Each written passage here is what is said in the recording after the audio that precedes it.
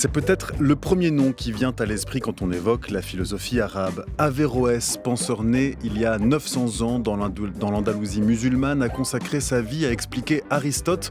Mais le philosophe est aussi un penseur de la raison, de la religion, de la nature, de l'intellect. Refusant tout dogme, reliant la foi et la raison, l'Antiquité et le Moyen-Âge, le monde arabe et le monde latin, il incarne aujourd'hui une certaine vision de la possibilité du dialogue, véritable respiration dans notre monde polarisé à l'extrême. Mais Averroès est aussi, nous dit l'invité de ce soir, peut-être une source pour penser la nature de la conscience à l'ère de l'intelligence artificielle. Bonsoir Jean-Baptiste Brenet. Bonsoir. Vous êtes professeur de philosophie arabe à l'université Paris 1 Panthéon-Sorbonne, traducteur de l'arabe et du latin. Alors je cite quelques-uns de vos livres, Le dehors-dedans, Averroès en peinture, qui était paru aux éditions Macula, ainsi que veut dire penser, Arabes et latins, qui était paru cette fois-ci aux éditions Payot. Merci d'avoir accepté notre invitation dans Question du soir.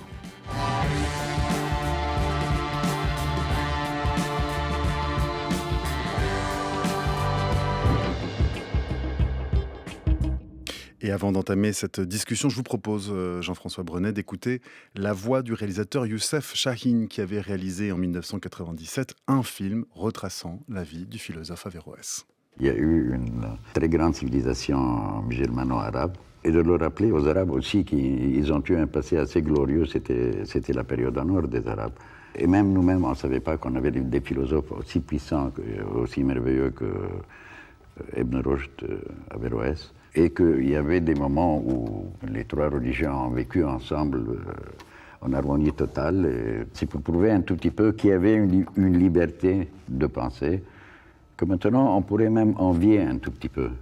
Où est cette civilisation? Qu'est-ce qui se passe dans le monde? La civilisation n'appartient à personne. Je crois que c'est important que nous sachions tous que la pensée humaine a été enrichie par tout le monde. Elle n'a pas de frontières, elle n'a pas de nationalité, elle n'a pas de religion. C'est la pensée humaine, c'est le progrès, c'est la modernité qui a été d'un endroit à l'autre. Et on continue. On ne peut dialoguer que sur un pied d'égalité. Vous êtes d'accord avec Youssef Chahine, Jean-Baptiste Brenet. Averroès incarnerait cette pensée sans frontières, sans religion? Il y a quelque chose de cet ordre-là. D'abord, de fait, historiquement, c'est une figure transversale.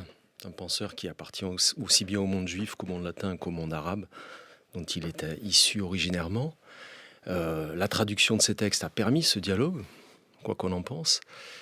Et puis, il a en effet toute une théorie sur la pensée, sur la dimension universelle de la pensée, quoique chacun l'atteigne par son corps, son histoire, son lieu, diversement. Mais cette insistance sur l'universalité est la condition du passage de la science. Ça, il le dit très souvent, entre le professeur et l'élève, mais entre tout savant et entre tout humain. Donc, c'est vraiment le contraire d'une doctrine qu'on dirait, disons, communautariste et fermée. L'essentiel, c'est de penser les conditions de possibilité d'un accès à un savoir universel et donc transmissible. Donc de ce point de vue, je suis absolument d'accord. Quelle place occupe Averroès aujourd'hui parmi les intellectuels arabes contemporains? Alors il faudrait leur donner la parole, ils sont nombreux, ils sont remarquables, et selon les pays, les situations divergent, donc je ne peux parler que de ce que je connais un petit peu.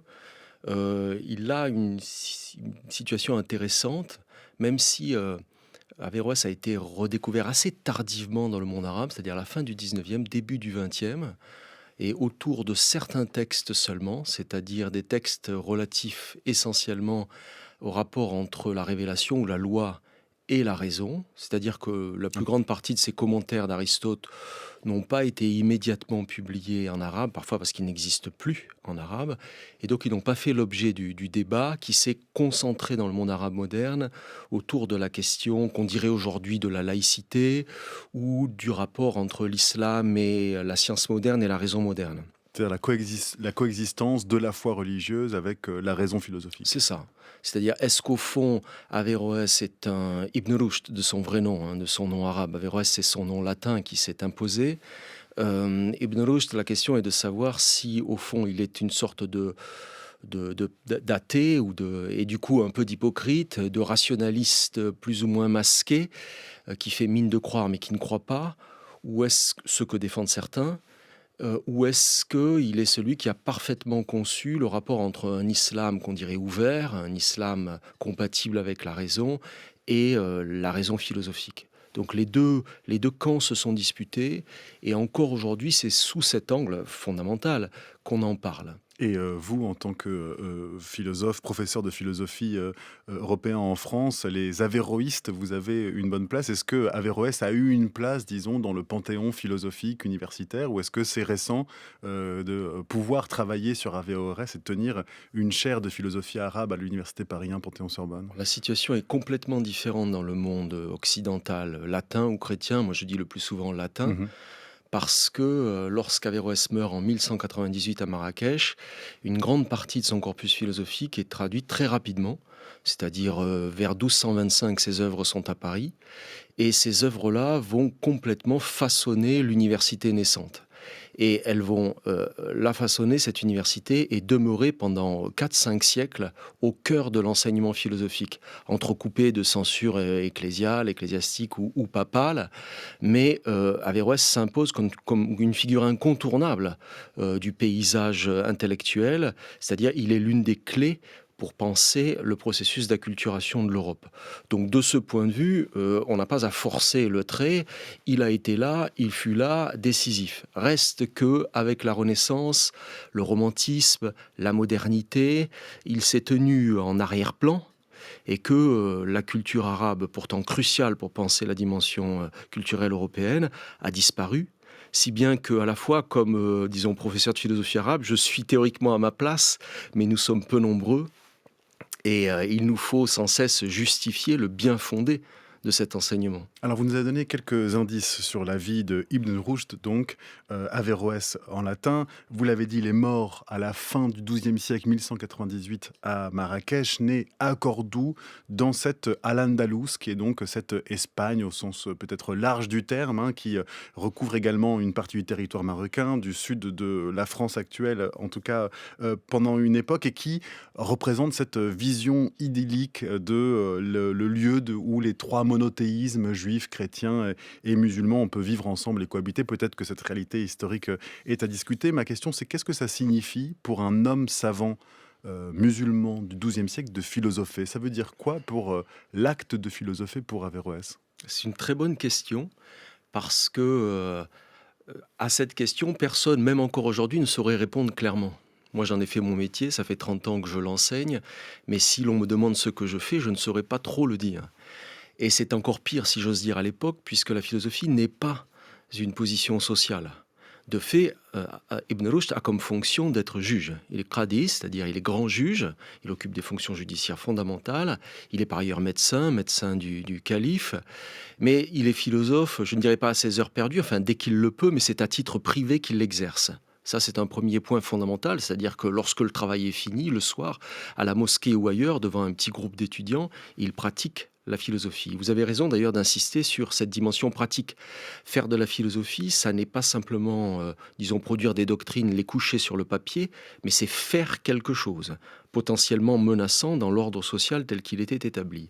Alors c'est faire quoi pour lui au XIIe siècle? Eh bien, c'est assez simple. Ça se résume à une chose, c'est commenter Aristote. Bien sûr, s'instruire, être au courant de la science dans toutes ses dimensions, la physique, l'astronomie, les mathématiques, la logique. Par ailleurs, c'était un homme extrêmement cultivé, en théologie, en poésie, en langue arabe. Mais faire de la philosophie, ça consiste à dire ou à déplier le sens qu'a établi celui qui, à l'époque, incarne dans le monde arabe la rationalité, c'est-à-dire Aristote. C'est faire de l'exégèse, comme on ferait de l'exégèse d'un texte religieux? Oui, oui et non. Et c'est une question là aussi très compliquée, puisque, en effet, Averroès est connu dans le monde comme étant le commentateur d'Aristote, sauf que à répéter cela, on oublie que derrière doit se poser cette question, que signifie commenter? Donc de l'exégèse, on en fait en théologie, en effet, on en fait face à un texte littéraire, on en fait face à Aristote. Est-ce que le mot recouvre à chaque fois la même pratique? Ça n'est pas sûr. Et c'est absolument crucial. Que fait-il Averroès? Pourquoi je dis que c'est crucial? Parce que il aura des ennemis dans l'histoire qui se moqueront de cette position de perroquet ou de singe. Au fond, c'est ce qu'on appelle l'ipsédixitisme. C'est du latin, c'est-à-dire que commenter consisterait simplement à dire Aristote a dit, deux points. Aristote a dit, deux points. C'est-à-dire à répéter, soumis à une sorte d'idole, la parole du maître. Puis vous racontez que Thomas d'Aquin disait de lui, plutôt que commentateur, il était dépravateur. Oui, ils font des jeux de mots, les médiévaux, ce qui est assez rare. Au lieu de dire commentator, par exemple, les jésuites disent commentitor, c'est-à-dire, si on traduit en français, il faudrait dire commenteur. Hein. Il ne commente pas, il ment quand il parle d'Aristote. Mais donc, en effet, il commente Aristote, et je dirais que ça ne consiste pas à répéter Aristote, même s'il considère que vraiment il incarne la raison sous sa forme scientifique la plus pure, c'est-à-dire la démonstration, mais ça consiste à déplier le sens en l'adaptant d'ailleurs aux nouveaux cas qui se présentent comme dans le droit on pourrait le faire. Je vous propose d'écouter Averroès lui-même, mais lu par Denis Podalides. Les théologiens disent « Lorsqu'un homme accomplit un acte juste, eu égard à la loi, cet homme est juste. Quant à celui qui commet un acte dont la loi pose qu'il est injuste, cet homme-là est injuste. » Puis ils disent « Mais celui qui n'est pas responsable légalement et ne tombe pas sous le coup de la contrainte légale, il n'existe pas pour ce qui le regarde d'acte juste ou injuste, mais tous ces actes sont justes. Ils assument donc qu'aucune chose n'est juste ou injuste par elle-même. Mais c'est là le comble du scandale, car il n'y aurait rien en ce cas qui fût par soi-même un bien, ni rien qui fût par soi-même un mal. En effet, il est évident par soi que ce qui est juste est un bien, et ce qui est injuste est un mal. Je vous voyais sourire, Jean-Baptiste Brenet, à cette lecture de Denis Podalides, de Averroès, dévoilement des méthodes dans l'anthologie L'Islam et la raison aux éditions GF. Vous disiez juste avant, faire de la philosophie comme on fait du droit, et on voit là que les questions de juste, d'injuste, de bien, de mal le préoccupent. Quels sont les enjeux qui l'amènent lorsqu'il décide de commenter Aristote ? C'est-à-dire, qu'est-ce qu'il cherche à comprendre d'Aristote, à tirer d'Aristote pour penser son temps contemporain à lui ? Alors d'abord, il cherche à comprendre et à dire la vérité et à la redire. Et puis, c'est Christina Cerami qui a récemment montré, enfin je crois qu'elle a tout à fait raison, que en effet l'exégèse philosophique se rapprochait de la pratique juridique.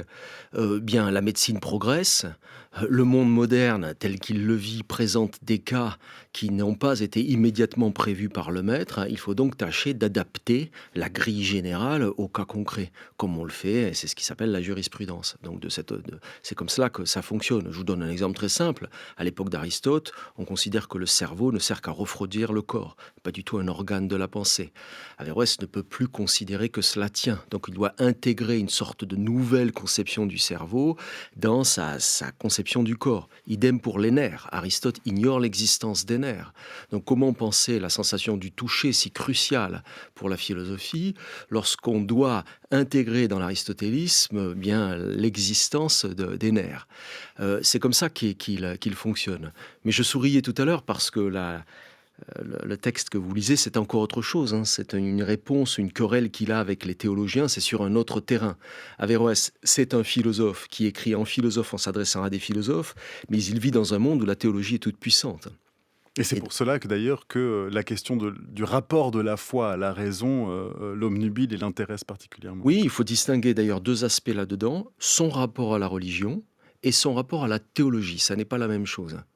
Donc pour lui, il y a l'islam, la révélation, il est musulman et il essaie de penser l'articulation entre la rationalité philosophique qu'il défend, qu'il enseigne et qu'il écrit et le monde religieux dans lequel il vit, mais il y a des théologiens qui parlent au nom de la révélation de façon diverse, il y a beaucoup à dire là-dessus, et ceux-là sont puissants et ne sont pas favorables à la philosophie que pourtant le calife appuie à l'époque où Averroès vit.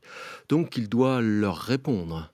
Et sur toutes les questions théologiques extrêmement puissantes, extrêmement fines qui sont posées, en l'occurrence là, il s'agissait de savoir s'il y a des choses qui sont bonnes en elles-mêmes, ou si est bon ce que Dieu décrète bon et mal ce que Dieu décrète mal, ou est-ce qu'il y a dans la nature même des choses une valeur. Bien sûr, une question aussi importante, il doit se prononcer, dire ce qu'il considère être le vrai, c'est-à-dire la parole de la philosophie, et montrer au pouvoir que cette parole de la philosophie ne va pas contre l'islam.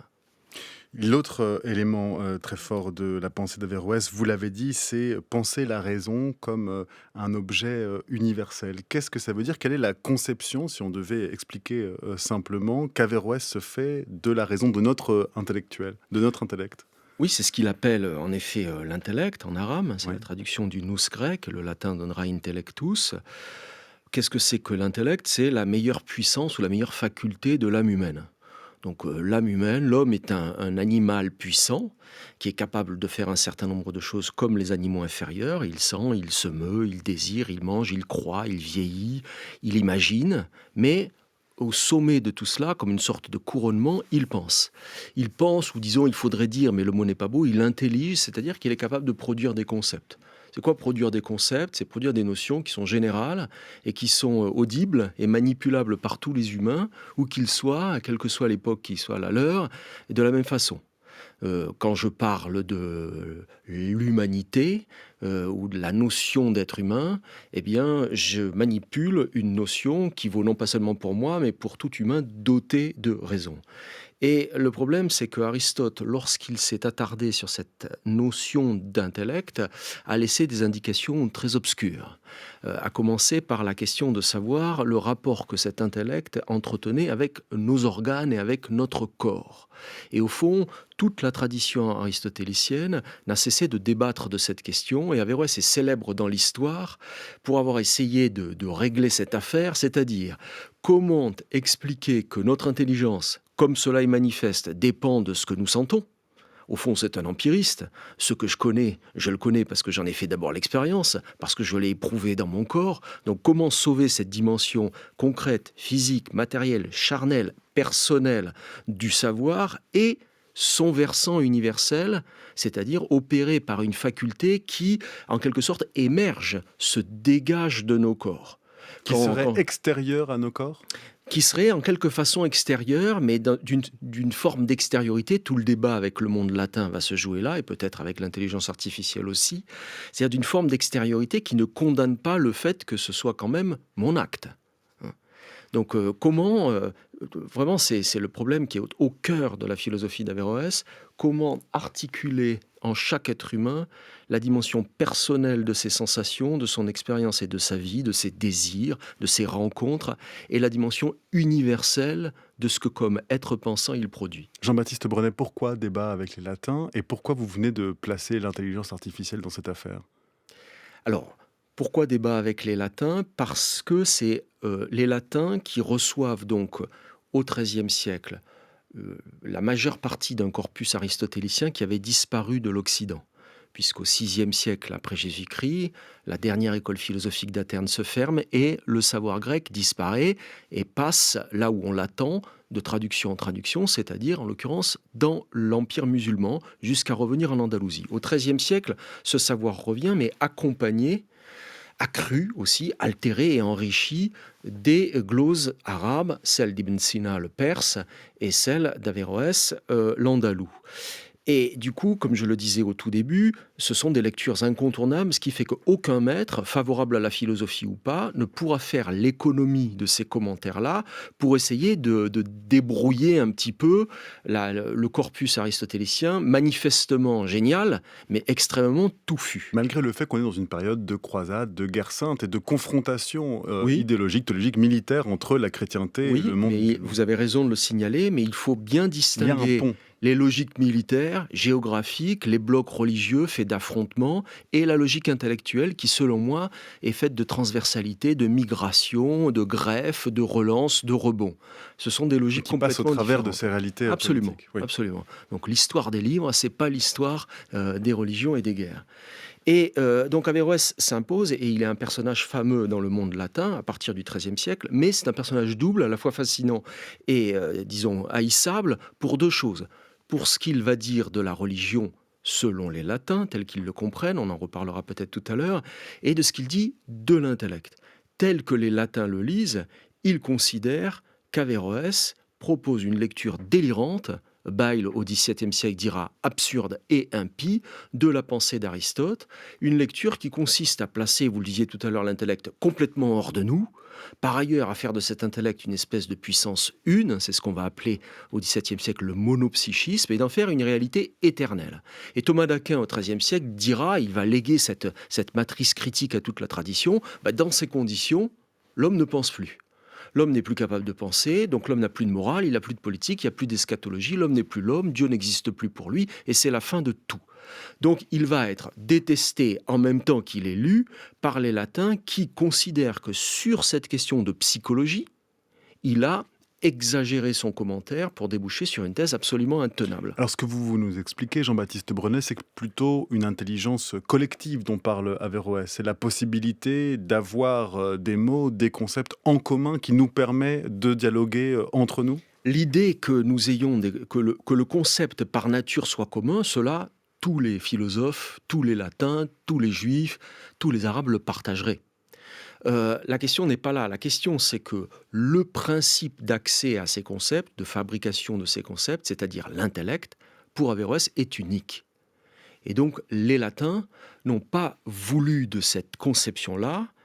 Certains ont compris peut-être comment Averroès l'entendait, mais ils ont caricaturé sa position et ils ont fait de l'intellect d'Averroès une sorte de super-intelligence au-dessus de nos têtes, si vous voulez, comme une sorte de satellite chargé d'opérer pour nous en surplomb et à notre place toutes nos pensées. Et c'est là que vous nous parlez d'intelligence artificielle. Oui, parce que c'est assez fascinant de constater, c'est quelque chose que j'ai essayé de présenter déjà il y a longtemps, puis maintenant je m'y intéresse un petit peu, enfin je le redis de façon un peu plus précise, mais il est fascinant de voir que Averroès a un rôle à jouer dans notre abord contemporain de l'intelligence artificielle à deux niveaux contraires. À la fois parce qu'on pourrait dire que la guerre que nous vivons contre l'intelligence artificielle, la panique qui nous prend et toutes les questions que nous nous posons, cette querelle-là, disons, elle a déjà eu lieu. On pourrait dire que nous sommes face à l'intelligence artificielle comme Thomas d'Aquin et les latins se sont trouvés face à Averroès tel qu'ils le comprenaient. En gros, Averroès, c'est ChatGPT si vous voulez, c'est-à-dire c'est l'homme d'une théorie qui nous dépossède, qui nous extorque ce qui était censé nous constituer. Nous disons, nous pensons, nous réfléchissons, nous élaborons des idées, nous sommes nous-mêmes et désormais on nous dit inutile, une machine hors de vous va tout faire. C'est exactement ce que Marx reprochera à la machine et ce que Thomas d'Aquin a reproché à Averroès. De ce point de vue-là, comme épouvantail, si vous voulez, Averroès, il est le préfigurateur de ce que la machine, qui est l'intelligence artificielle, représente pour nous aujourd'hui. Mais, et c'est le deuxième aspect qui m'intéresse, Averroès n'est pas sa caricature latine. On pourrait dire Ibn Rushd n'est pas Averroès. Et il y a quelque chose en lui qui excède, qui déborde, voire qui est tout autre que ce qu'un Thomas d'Aquin en aura dit. Donc on dit de lui « Ah, mais pour vous, il n'y a qu'une intelligence, alors je ne pense plus, puisque c'est un intellect qui pense tout pour moi. » Alors qu'Averroès, comme je le disais tout à l'heure, a essayé d'articuler la dimension universelle de l'intellect avec la dimension personnelle et charnelle de chacun.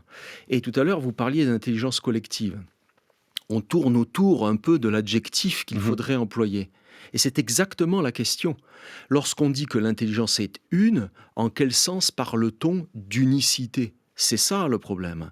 Et pour Averroès, l'unicité de son intellect, ça n'est pas l'unicité d'une machine ou l'unicité d'une chose comme nous le vivons précisément avec l'intelligence artificielle aux mains de quelques capitalistes, d'un groupe, voire d'un individu.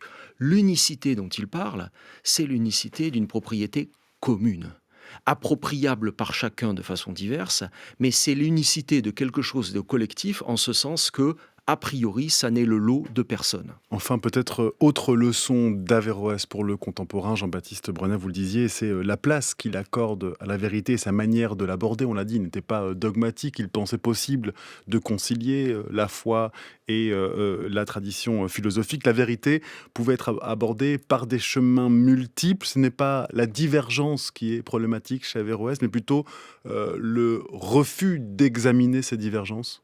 Oui, c'est cela. Et là, l'histoire, disons, montre un paradoxe tragique, c'est-à-dire que dans l'histoire latine, et pendant des siècles, et jusqu'au 19e, et encore jusqu'à aujourd'hui, Averroès, c'est l'hypocrite. j'en parlais tout à l'heure.